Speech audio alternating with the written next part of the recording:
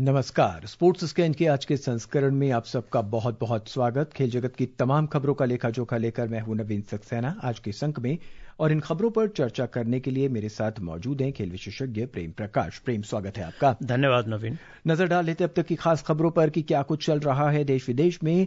तो सबसे पहले बात खेलो इंडिया गेम्स की। खेलो इंडिया यूथ गेम्स में महाराष्ट्र 36 स्वर्ण लेकर शीर्ष पर बना हुआ है। राजस्थान 19 स्वर्ण के साथ दूसरे और कर्नाटक 14 स्वर्ण के साथ तीसरे स्थान पर है। इंडियन प्रीमियर लीग IPL 17 मई से फिर शुरू होगी। भारतीय जूनियर महिला हॉकी टीम अर्जेंटीना में 25 मई से 2 जून तक 4 देशों के टूर्नामेंट में हिस्सा लेगी। और बैंकॉक में थाईलैंड ओपन बैडमिंटन टूर्नामेंट में भारत के थारुण मन्नेपाल ने किदाम्बी श्रीकांत को हराया और अगले दौर में पहुंचे।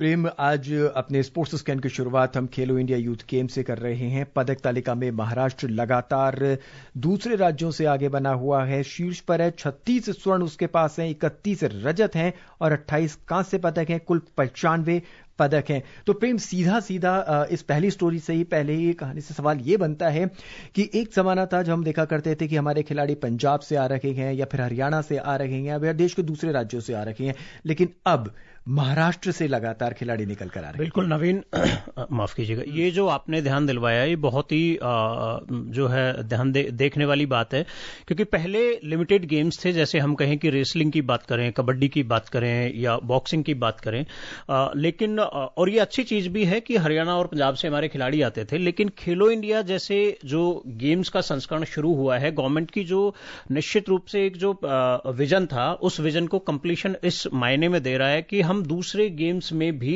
बहुत सारे खिलाड़ी और बहुत सारे स्टेट से उन खिलाड़ियों में जो है एक जोश और जज्बा देख रहे हैं। तो मुझे ऐसा लगता है कि अब जैसे एक अलख जग चुकी है खेलो इंडिया के नाम पर, और पूरे देश में कहीं न कहीं खेल में हम लोग अग्रणी रहना चाहते हैं, इस जो है सोच के साथ खिलाड़ी आ रहे हैं। प्रेम, पहले देखा जाता था बहुत पारंपरिक खेलों में हमारे खिलाड़ी हिस्सा लेते थे, बहुत ही कुल मिला के कुछ चुने हुए चुनिंदा खेल होते थे, जैसे कि आपने रेस में हिस्सा ले लिया या दूसरे खेलों में हिस्सा ले लिया। साइकिलिंग में बेहतरीन प्रदर्शन कर रखे हैं राजस्थान के खिलाड़ियों ने, आज बहुत शानदार प्रदर्शन किया। साइकिलिंग की टाइम ट्रायल वर्ग में लड़कों की 30 किलोमीटर रेस में सभी पदक राजस्थान के खिलाड़ियों ने जीते। ये बहुत ही अच्छी बात है। मैं कहूंगा कि महाराष्ट्र से इतना बड़ा स्टेट है जो कहीं न कहीं हमारी इकोनॉमिक कैपिटल भी है, और वहां से स्पोर्ट्स में निकलकर अलग तरीके से आ रहे हैं। राजस्थान जो ऐसा स्टेट है जहां पे हम कई मायनों में लोग कहते हैं कि सिर्फ एक रेगिस्तान है, लेकिन जैसे खेल में अगर हमको खिलाड़ी मिल रहे हैं तो हम लोगों को देखने वाली बात है कि पूरे देश में जैसे खेलो इंडिया जैसी जो शुरुआत है वो किस तरीके से नए कीर्तिमान गढ़ने की ओर है। तो ये बहुत अच्छी चीज है कि ये भी है कि जैसे खेलो इंडिया का जो संस्करण है, इसमें हमारे वो गेम्स है जो ट्रेडिशनल तरीके से खेले जाते थे। मतलब इन गेम्स में हम कहीं भी अगर प्रेजेंट करेंगे, कल को जाकर इंटरनेशनली जाके प्रेजेंट करेंगे, तो हम हमारा लोहा मनवा सकते हैं। आज तक हम लोग देखते रहे कि जिन गेम्स में वेस्टर्न कंट्रीज की जो धाक रही है, उन गेम्स में कहीं न कहीं हमको थोड़ा सा कमजोर रहना पड़ता है, लेकिन मुझे लगता है इन गेम्स को अगर इंटरनेशनली हम लेके जाते हैं तो निश्चित रूप से हम अपना लोहा मनवाने में भी महारत हासिल करेंगे। आज हुए अन्य खेलों की तमाम जानकारी के लिए सुनते हैं हमारे संवाददाता धर्मेंद्र को।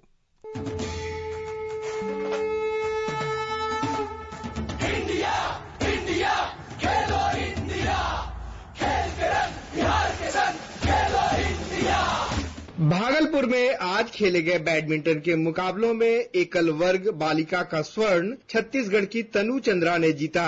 दिल्ली की ऋषिका नंदी ने रजत, जबकि तमिलनाडु की अधीरा राजकुमार ने कांस्य पदक जीता। बैडमिंटन में आज उत्तराखंड का प्रदर्शन अच्छा रहा। उत्तराखंड ने बालक वर्ग के एकल और बालिका वर्ग के युगल का स्वर्ण पदक जीता। बालक वर्ग का डबल्स का स्वर्ण पदक आंध्र प्रदेश ने जीता। आज ट्रैक एंड फील्ड के रोचक मुकाबले भी देखने को मिले। पाटलिपुत्र स्पोर्ट्स कॉम्प्लेक्स में लड़कियों की 100 मीटर की बाधा दौड़ में 14.11 सेकंड की दौड़ लगाकर महाराष्ट्र की सौर्य अंबुरे ने गोल्ड जीता। पश्चिम बंगाल की सोनाली दास दूसरे स्थान पर रही, जबकि केरल की विष्णुश्री ने कांस्य पदक जीता। धर्मेंद्र कुमार राय, आकाशवाणी समाचार, पटना।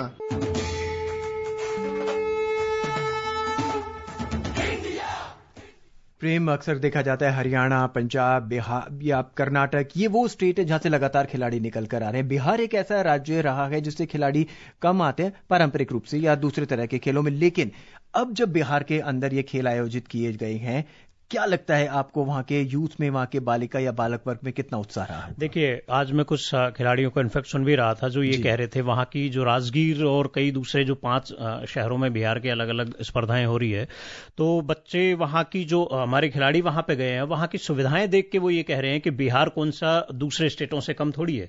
तो निश्चित रूप से ये मानना पड़ेगा, जैसे राजगीर जैसी जगह जो बहुत अगर हम देखें हमारा बिल्कुल परंपरा से हम मानते आ रहे हैं कि वहां नालंदा जो है विश्वविद्यालय रहा है और बहुत जो है फेमस रहा है, आमतौर पे देखा जाए एकेडमिक में ज्यादा अकादमी में फेमस रहा है। लेकिन आज वहां पे जिस तरह की स्पोर्ट्स फैसिलिटीज डेवलप की जा रही है, जैसे ओलंपिक लेवल की स्पोर्ट्स फैसिलिटीज है, चाहे वो रेस ट्रैक की बात करें या दूसरे, वहां पे इनफैक्ट एक क्रिकेट का बड़ा स्टेडियम भी बन रहा है।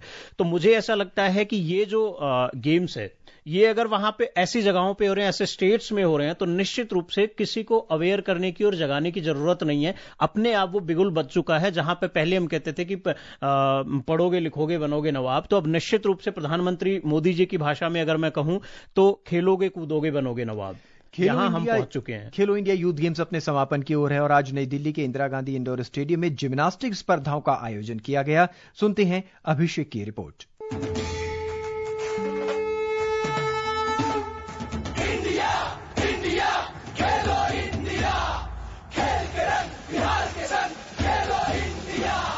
महिला आर्टिस्टिक जिम्नास्टिक्स में तेलंगाना की निशिका अग्रवाल ने स्वर्ण पदक अपने नाम किया। महाराष्ट्र की ही अनुष्का पाटिल ने रजत पदक जीता, जबकि महाराष्ट्र की ही सारा राहुल ने कांस्य पदक हासिल किया। वहीं रिदमिक जिम्नास्टिक्स की क्लब स्पर्धा में महाराष्ट्र की सुभाश्री ने स्वर्ण पदक जीता, जबकि महाराष्ट्र की ही परीना ने रजत पदक जीता। परीना खेलो इंडिया के इस संस्करण में अब तक 5 पदक जीत चुकी हैं, जिसमें 3 स्वर्ण और 2 रजत पदक हैं। इस स्पर्धा में हरियाणा की मिशिका ने कांस्य पदक हासिल किया। रिदमिक जिम्नास्टिक्स हूप फाइनल में महाराष्ट्र की परीना ने स्वर्ण पदक जीता। दिल्ली की रचेलदीप ने रजत पदक जीता, जबकि महाराष्ट्र की दिवांगी हर्षल पवार ने कांस्य पदक हासिल किया। बॉल फाइनल में महाराष्ट्र की किमाया कार्ली ने स्वर्ण पदक जीता। परीना इस करीबी मुकाबले में स्वर्ण पदक से चूक गई और उन्हें रजत पदक से संतोष करना पड़ा। इस श्रेणी में रचेलदीप ने कांस्य पदक जीता। राष्ट्रीय राजधानी में आज हुई जिम्नास्टिक्स की स्पर्धाओं में महाराष्ट्र का दबदबा रहा। अभिषेक कपिल, आकाशवाणी समाचार, दिल्ली। प्रेम, जिम्नास्टिक में आमतौर पर देखा जाता था कि भारतीय खिलाड़ियों का झुकाव इतना नहीं था, लेकिन अब कुछ वक्त से जब हमारे खिलाड़ी अंतर्राष्ट्रीय स्पर्धाओं में लगातार बेहतर प्रदर्शन कर रहे हैं और इस तरह के खेल आयोजन में बालक बालिकाएं हिस्सा ले रहे हैं, तो कहां लगता है कि किस लेवल तक पहुंच मुझे ऐसा लगता है कि ये खेल आयोजनों का सबसे बड़ा फायदा यही है कि ऐसे गेम्स जिनमें दूसरे कंट्रीज का, चाहे एशियन कंट्रीज की भी बात करें या फिर यूरोपियन या अमेरिकन कंट्रीज की बात करें, वहां जैसे जिम्नास्टिक्स की जो डिफरेंट स्पर्धाएं हैं, चाहे रिदमिक की बात करें या अलग अलग जो भी हैं, उनमें हमारे एथलीट्स बहुत रेयर है कि वहां कम्पीट कर पाते थे। और हम देखते थे रंग बिरंगे कपड़ों में एथलीट्स वहां जिस तरीके से बड़ी इवेंट्स में प्रदर्शन करते थे। ये गेम्स जो है हमारे ये जो खिलाड़ी हैं हमारे जो आज यहाँ पे खेलो इंडिया यूथ गेम्स में पदक जीत रहे हैं, ये निश्चित रूप से हिंदुस्तान को उन बड़ी इवेंट्स में रिप्रेजेंट करेंगे और मैं निश्चित रूप तौर पे कह सकता हूं कि हमको मेडल भी दिलवाएंगे। और प्रेम, जिम्नास्टिक एक ऐसा खेल है जिसमें अगर छोटे बच्चे, बालक बालिका वर्ग से 18 साल से कम उम्र के बच्चे लगातार मेहनत करें, इसमें बहुत मेहनत की जरूरत है, तब जाके आप किसी स्तर पर पहुंचे। निश्चित रूप से जिम्नास्टिक्स में मैं देखता हूं, क्योंकि मैं खुद भी थोड़ा सा इनिशियल लेवल पे मैंने जिम्नास्टिक्स सीखा हुआ है, किया हुआ है, तो बहुत छोटी उम्र से बच्चे जो है वहां पे जिम्नास्टिक्स करने लग जाते हैं। और अगर आपको उस लेवल पे जाना है जहां हम सोचते हैं कि इंडिया का झंडा या राष्ट्रगान बजवाया जाए, तो उसके लिए आपको इस लेवल से शुरुआत करनी ही पड़ेगी। खेलो इंडिया के बाद अब बात आईपीएल क्रिकेट की। इंडियन प्रीमियर लीग आईपीएल 17 मई से फिर शुरू होने जा रहा है। 17 मई को बेंगलुरु के एम चिन्नास्वामी स्टेडियम में रॉयल चैलेंजर्स बेंगलुरु का मुकाबला कोलकाता नाइट राइडर्स से होगा। मोहाली और धर्मशाला में आईपीएल का कोई भी मैच नहीं खेला जाएगा। पंजाब किंग्स और मुंबई इंडियंस का मैच पहले अहमदाबाद में खेला जाना था, वो अब 26 मई को जयपुर में होगा। इसके अलावा ऑस्ट्रेलिया के कुछ खिलाड़ी भी फिर से शुरू हो रहे आईपीएल में भाग ले सकते हैं, लेकिन इसके ठीक बाद उन्हें वर्ल्ड टेस्ट क्रिकेट का फाइनल भी खेलना है। सुनते हैं विशाल की ये रिपोर्ट।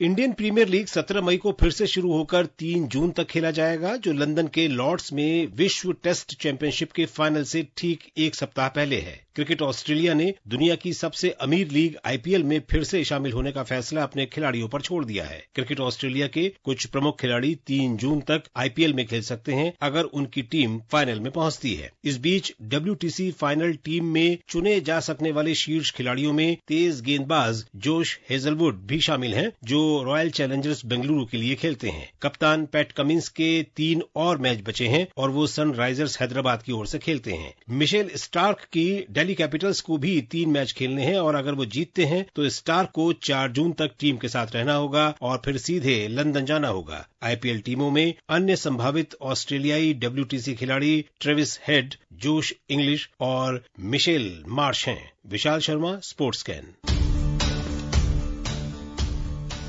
और अब बात महिला क्रिकेट की। भारत की सलामी बल्लेबाज स्मृति मंधाना ICC महिला एक दिवसीय बल्लेबाजी रैंकिंग में दूसरे पायदान पर पहुंच गई हैं। पहले स्थान पर दक्षिण अफ्रीका की लॉरा बॉलवार्ट हैं। उनके इस समय 738 रेटिंग अंक हैं। दुबई में आज जारी रैंकिंग में स्मृति मंधाना को श्रीलंका में हाल ही में संपन्न त्रिकोणीय श्रृंखला में खिताबी जीत में अहम भूमिका निभाने के कारण एक स्थान का फायदा हुआ है।